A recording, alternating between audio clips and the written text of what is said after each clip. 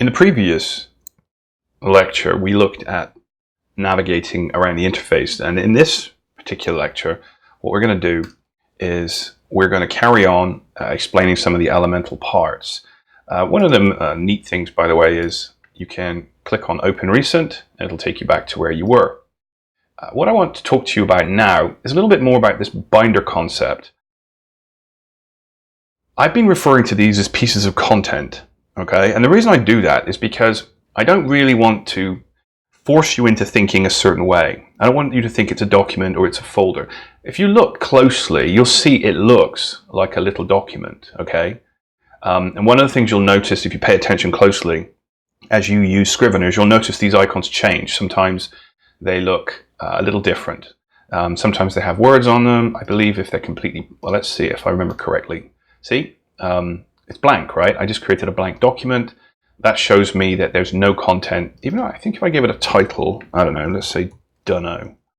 Yeah, see, if you give it a title, it still remains blank. You'll notice that this one has little lines on it, this one's blank. That's because this one has content and this one doesn't. So these are what they call documents, okay? I prefer pieces of content, but we are going to call them documents. Here's where it gets interesting. So I'm just going to select this piece of content, this document called Apple, because that was the title and those are the words. And I'm going to right mouse click. And I'm going to do this, convert to folder. Okay, now this is where it's going to get a little bit of a mind trip. If you're familiar with typical word processing applications, folders are where you put documents, right? Just like in a regular filing system. You create pieces of paper, documents, and you put them inside folders, those bits of card that kind of look in all multiple colors, and you stick them in a filing cabinet. Well, in Scrivener, a folder and a document are basically the same thing.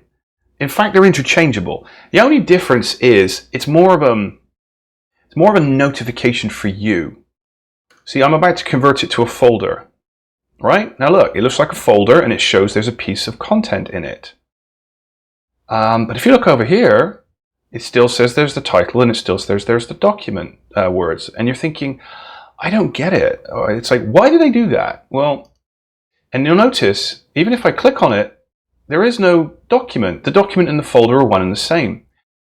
There's a reason for that. They're just containers, okay? It's just a cool way of being able to put things together. If I grab this piece of content now and I drop it onto Apple, you'll now notice that it is part of this document relationship. See, Apple is now a folder, and Apple itself contains words, see? And it also contains its own piece of content. You'll notice if I click on Apple, it shows me the original Apple article, and it also shows me the first content piece of article, see? First content, Apple shows both. You'll notice it goes into group mode because this is a natural clustering of content. This is nothing more than a convenience factor. It comes in useful later when you are compiling and building your document, but you really don't need to be using folders if you don't want to. Because, just to make life even more fun, you can actually, watch this, I'm about to take orange, I'm about to drop orange, if I can select it, on to dunno. Look at that. Dunno now has two pieces of content. That title document called dunno now shows two stacks. So that's actually a stack of documents. So you're thinking, well, how's that any different, technically, than a file folder relationship? Again, it's more of a convenience for yourself. And when you come to compile later on, you'll see in the compilation, it says, how do you want me to treat folders with subdocuments? Or how do you want me to treat document stacks with subdocuments? It just allows you to create some really cool structure and stacking, okay? And it's not actually one direction.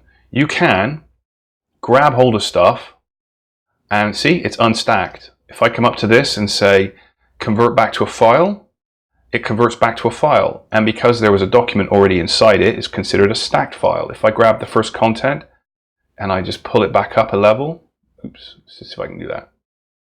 Let's drag it to the bottom. There we go. Back to 4 pieces of content. They refer to it rather than a document, by the way. I've been calling it a document. They call them, you go folders, see, and back to files. Okay, files and folders. Not so much documents and folders, but it helps if you think of it in that fashion. Again, this is just a convenience for structure. It doesn't really matter at this point. So if you were building your document or your manuscript, let's call it your manuscript, otherwise we're going to get all looped up on the terminology here. If you were building your manuscript, you can come in here and you can create as many pieces of content as you want. Now, here's where it gets interesting, or more interesting. You could create a document, call it whatever. In this case, I've called it Apple, and I typed the 2 words, dummy words. Well, I could turn that entire document into a chapter of a book. Okay, so I could use the document as a chapter. Or I could use each one of these documents as a paragraph. Okay, if you decide to write your book in pieces, so let's pretend that I was writing it in pieces. These could all be paragraphs. Now you start to see why you might cluster it from files and subdocuments or stacks and subdocuments. You see? Again, it's all to do with how you choose to build your book.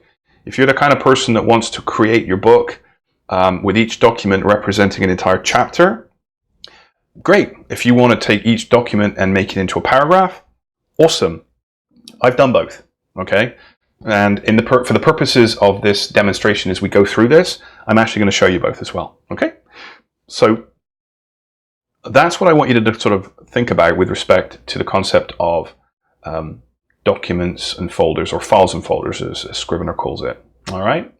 So file, like this, right mouse click, and you can say convert to folder, all right? That's pretty much all you need to know about files and folders. Just think it's for organizational structure, which comes in useful when you eventually compile and produce your final book.